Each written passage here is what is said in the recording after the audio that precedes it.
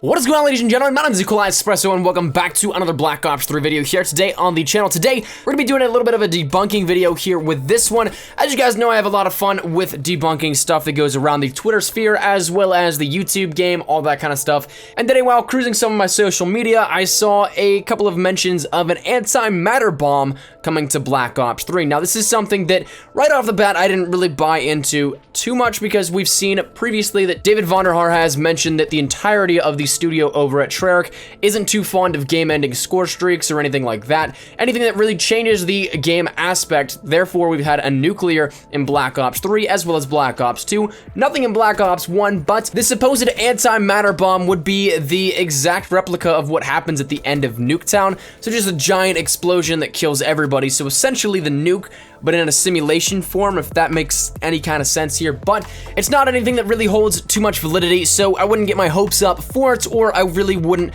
get too upset over it, depending on how you feel about this idea. As we've mentioned many times before here, game dev is something where it has to be unique. If there is something that is of outside influence, it can be influenced, I guess I can say that, but anything that is a direct replica of, or a total copy and paste of something that isn't a unique idea, it would be subject to a lawsuit based off of physical or intellectual property being stolen, and therefore game dev totally avoids that entire route. Obviously, if you're a game developer, you're pouring in hundreds of thousands of dollars, if not millions of dollars, depending on your studio, into a game. You're obviously not going to sacrifice that all just so you can get something that you didn't create to take a little shortcut here. So that's something that this has to be kept in mind with everything we see in terms of leaks, and with this, that's actually exactly what it was. This supposed image that I'll toss up on screen right now for you guys, it's actually not a unique image here. This one by an artist by the name of Brandon Biggs. He's a 3D artist and does a lot of game dev, prototype, and concept artwork here with this. And this actually was from a project of his that is a sci-fi teleporter.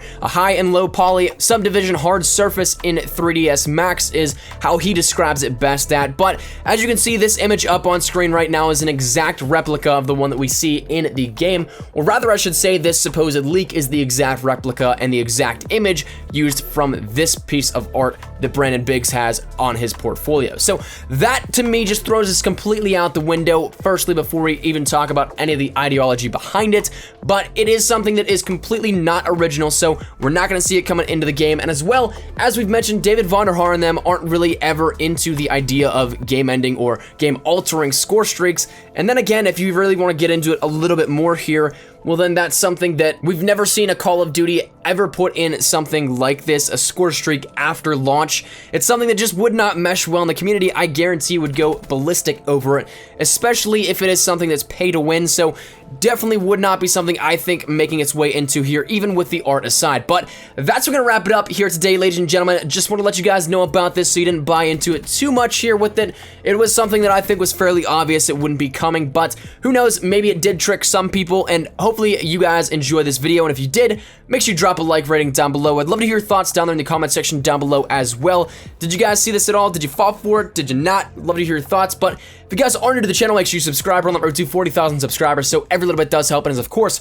greatly appreciated. But my name is Scorestreak. I'll see you guys later. Take care and peace.